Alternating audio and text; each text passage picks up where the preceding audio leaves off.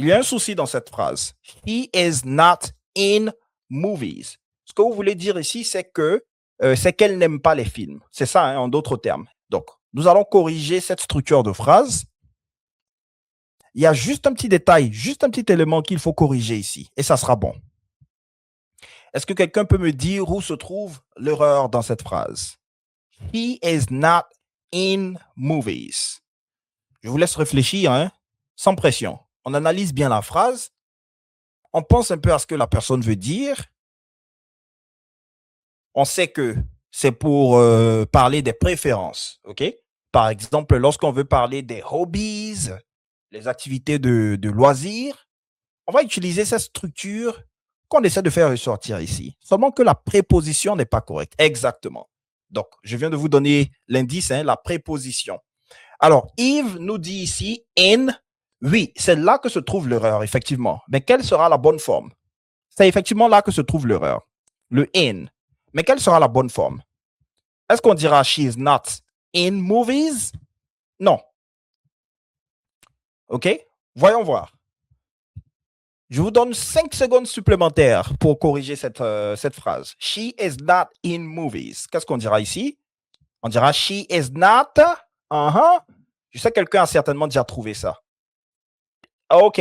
If you thought about. Alors ici, on a at the movies. Non, parce que la phrase, ce n'est pas elle est au cinéma. La phrase, c'est she is not in movies. Il y a un problème avec la préposition, mais ce que la personne veut dire, c'est qu'elle n'aime pas les films. OK? C'est ce que la personne veut dire ici. Elle n'aime pas les films. Alors, on va essayer avec Simon. Simon, are you there? Yves nous dit ici, she is not in the movies. Non. We can say she doesn't like movie. Alors, lorsqu'on dit she doesn't like movies, it is not correct. Non, c'est bon, c'est bon. C'est déjà bien parti. OK? Donc, dans un premier temps, on peut dire she doesn't like movies. OK? Parce que l'idée de notre phrase ici, c'est de dire qu'elle n'aime pas les films. Donc, on va dire comme ça. Je vais vous mettre ça en parenthèse. Elle n'aime pas les films. Il est très important de souligner que c'est ça l'idée. Alors, lorsque vous dites she doesn't like movies, c'est pas mal. C'est bon, c'est correct comme structure de phrase. Maintenant, et si on veut conserver l'ancienne structure de phrase, mais on change la préposition. On ne va pas la changer totalement, on va juste l'ajuster. Alors, vous dites Wata, vous dites she doesn't in movies. Non, ça ne sera pas doesn't in movies. Doesn't in the movies, non. Parce que, au fait, ce n'est pas une préposition de lieu qu'on va utiliser ici. Simon, est-ce que vous pouvez fermer votre micro pour l'instant? And you open it when you want to say something. Alors, donc, non. Ah, voilà, quelqu'un vient de nous donner la bonne réponse ici en ligne. Très bien. Donc, c'est ça, effectivement. On va dire she is not into movies. Congratulations. Very good. Adrienne. Good job, Adrien. Adrien, non, ou Adrien? Adrien, voilà, Adrien. Très bien. Vous avez trouvé la bonne réponse. Oui, Simon. Yes. She doesn't on movies. Non, parce qu'on veut dire qu'elle n'aime pas les films. Donc, l'expression qu'on va utiliser ici, c'est to be into something. OK? C'est une expression très importante ici. To be into something. OK. Alors, fermez votre micro. J'entends un peu du bruit autour, Simon. Vous pouvez l'activer quand vous allez faire des commentaires. All right? À chaque fois que vous voulez faire un commentaire, vous activez. Mais pour l'instant, vous pouvez fermer le micro. Alors, Mohamed, d'accord. Mohamed, vous dites she's not on. Non, donc on ne dira pas on. OK? L'expression ici, c'est to be into something. Lorsque je dis, par exemple, I'm into music. I'm into music, c'est en d'autres termes que j'aime la musique. C'est-à-dire en d'autres termes que j'aime la musique. Quand on dit I'm into sport, j'aime le sport. OK? Vous voulez parler de l'un de vos intérêts ou de vos centres d'intérêt. Vous allez dire I'm into, and then you start mentioning the things. C'est ça la structure de phrase ici. OK? To be into something, effectivement. Donc, one day, c'est ça, c'est effectivement ça. C'est ça, c'est correct comme structure de phrase. Donc, on dira ici, she, c'est la deuxième option et c'est l'option la plus naturelle, on va dire. She is, donc on va dire isn't or is not, et into movies. Exactly. Alors, donc, est-ce que vous pouvez me faire une phrase en commentaire dans laquelle vous utilisez to be into something? OK? Voilà. Vous utilisez to be into something pour vous référer au fait d'aimer, d'être intéressé ou de s'intéresser à ou d'être passionné par. She's into art, par exemple. Comment est-ce qu'on va traduire ça en français? She's into art. OK? Donc, c'est ça. Alors, oui, on a un commentaire de Joël. To be into something. Donc, c'est-à-dire ne pas aimer. Non.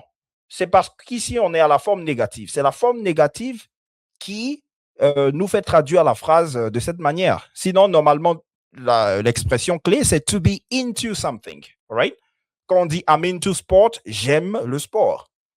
Mais lorsqu'on dit I'm not into sport, je n'aime pas le sport. Donc, vous avez une phrase à la forme négative. C'est la raison pour laquelle la traduction sera qu'elle n'aime pas les films. OK? Mais to be into something, c'est aimer quelque chose. OK, donc c'est ça. Alors, I'm into football. Oui, c'est ça, c'est bon. C'est une bonne phrase ici. I'm into football. OK, très bien. Allez, on va poursuivre. Il y a une autre expression assez intéressante qu'on peut faire ressortir ici. OK? Alors, on parle de movie buff. Ça sera un terme. Ça sera une expression. On ne va pas changer la structure ici. On va juste inclure ça. On va juste inclure ici. Quand on veut parler des passionnés de cinéma, je pense qu'on les appelle les cinéphiles, non? Les passionnés de films. Right? Cinéphiles, normalement. Alors, en anglais, on va parler de movie buff. OK? Il y a un autre terme aussi, freak. Ça c'est un terme que je vous ai souvent partagé ici sur les plateformes. Donc, on va dire she isn't a movie. OK? Et on dit buff. Exactly. OK, très bien, très bien. Donc, c'est ça. OK, voilà. Voici un terme assez intéressant qui se réfère au fait d'être passionné par quelque chose. Donc, je vous laisse faire une phrase aussi avec to be a movie buff. OK? Simon, vous pouvez essayer aussi en direct. Vous pouvez essayer aussi votre phrase, faire une phrase avec le terme movie buff, to be a movie buff. Yeah. Okay. So if you have your sentence, you can turn on your mic and you tell me. Yeah, I like this sentence. You said Jesus is into us.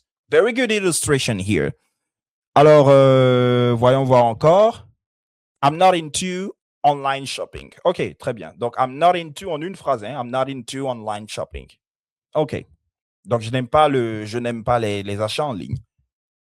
OK. I'm into playing soccer every day. Yeah. You're into soccer. You're into playing soccer every day. Même si la manière la plus naturelle d'utiliser into, ça sera suivi de l'activité plutôt que d'un verbe à la forme ing. Right? I'm into soccer. I play it every day. En deux phrases, ça sera une manière un peu plus naturelle de dire ça, ce que vous essayez de dire ici. I'm into English, c'est ça, effectivement. To be into something, OK? My mother is not into my food. Oh, too bad. Too bad. I hope you get better at cooking. But I know this is just an example. I hope so. Your foods. OK, so that's it. All right? Comment est-ce qu'on dira en anglais un bon cuisinier? Je suis un bon cuisinier. Comment est-ce qu'on dit ça en anglais? Alors, il faut faire très, très, très, très, très attention à ce que vous allez dire ici parce qu'il y a un terme, on va dire, un piège ici. OK? Les francophones ont tendance à confondre ces deux mots-là. Cook. Alors, ça, je vais vous mettre ça directement sur l'écran. Je vais vous mettre ça. Attends, je vais vous afficher ça juste sur le bas de l'écran là. Voilà. Les francophones confondent ces deux mots-là. Cook et cooker. Vous voyez ces deux mots que vous avez sur l'écran là. Il ne faut pas les confondre du tout. Il ne faut pas les confondre du tout. Alors, lorsqu'on dit cooker, qu'est-ce que c'est? Cooker, it's an appliance. C'est un appareil électroménager. La cuisinière, en fait, c'est ça. Alors, attention, ce n'est pas le nom féminin pour cuisinier. On dit cuisinier, cuisinière. Non. La cuisinière, c'est l'appareil électroménager, c'est-à-dire c'est la cuisinière qu'on utilise pour cuisiner, right? C'est ce qu'on appelle un cooker en anglais. Il ne faut pas confondre ça avec a cook. Et puis la prononciation est très importante. On ne dira pas a cook, on ne dit pas a book, on dit cook, on dit book, right? Donc c'est ça ici le point. Ok, très bien. Donc la cuisinière, une cuisinière, on dira a cooker.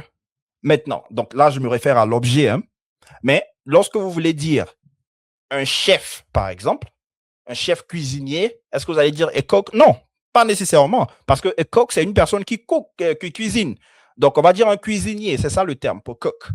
Alors, si vous voulez dire un chef cuisinier, vous allez dire a chef, just like in French. Très bien. Comment est-ce que vous dites un chef de classe? Alors là, on glisse des mots. Hein? Comment est-ce que vous dites un chef de classe? Alors, l'une des traductions de chef de classe, c'est class prefect. Je vais vous écrire ça ici. Donc là, on ne dira pas classe chef. Ce sont des false friends qu'on a ici. OK? OK. Is that OK? Clear? Voyons voir. Donc, on a fait le tour. Hein? On a fait an amazing... voilà. On dira an, OK? An amazing cook. Not a amazing cook. On dira an amazing cook. Right? OK. I'm a good cook. Exactly. I'm a good cook. Je suis un bon cuisinier. C'est ce que ça signifie ici. OK? Alors, voilà. I'm good at cooking. Exactly. Donc, ça, c'est le nom. Hein? To be good at cooking. Cook. OK. Donc, c'est ça.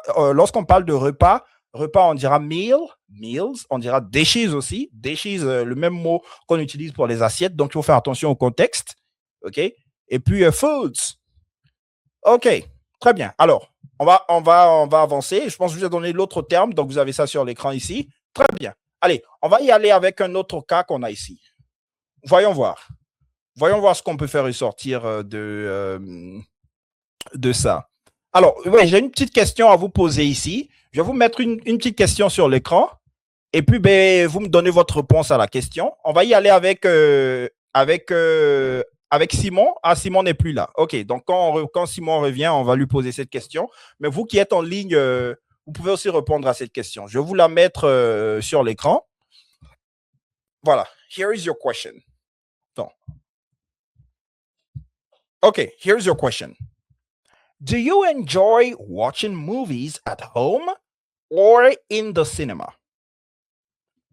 OK, c'est ça la question. Do you enjoy watching movies at home or in the cinema more? Alors, moi, enfin, maintenant, avec les plateformes qu'on a, il n'y a pas vraiment de différence. Hein? You know, these apps and movie streaming platforms make it a similar and lively experience, to be honest. You can just share your screen at home on your TV, turn off the lights, and feel like you're at the movies. Seulement que ce qui est assez intéressant avec le cinéma, c'est que c'est une expérience chaleureuse, humaine, au fait, le contact humain. C'est ce qui est intéressant dans ça. Mais moi, je ne suis pas un movie freak. Ça, c'est un autre terme que j'avais voulu vous donner tout à l'heure. C'est un synonyme de buff, hein? OK? Donc, il y avait ce terme que je vous ai donné tout à l'heure, là, quand on dit she isn't a movie buff, ben, on peut dire aussi she isn't a movie freak. C'est un autre terme assez intéressant qu'on a ici. All right? OK, très bien. Donc, c'est ça. Alors, on va voir un peu quelques réponses à notre question en ligne. On a, OK, Lovens, Louis. Alors, ici, vous dites, I enjoy both. It depends on my mood, but both are an amazing experience. Very good. Well said. Alors, on a Ba, right? Aboubakar qui dit, I enjoy watching movies at home. Très bien. I enjoy watching movies at home. Très bien. I'm into movies at home. Ah, très bien. Bonne mise en contexte du thème précédent. Donc, ça, c'est très intéressant. C'est bien. I enjoy watching movies more in the cinema. OK. Yeah. Or at the movies. Right? OK. Alors, quand vous voulez vous référer à un endroit, vous allez dire at the movie. Si vous dites in the cinema, alors je ne vous dirai pas que c'est une erreur proprement dit parce que la préposition de lieu in se réfère au fait d'être dans un endroit, right? Donc, vous voulez dire vous êtes dans l'endroit. Vous préférez regarder les films dans un endroit. Mais en général, lorsqu'on se réfère à un endroit de la ville, les endroits populaires hein, de la ville, on utilise at. Donc, avec cinéma, on dira at the movies. Alors, Simon, vous dites ici, I enjoy movies in my, watching movies in my room. Très bien.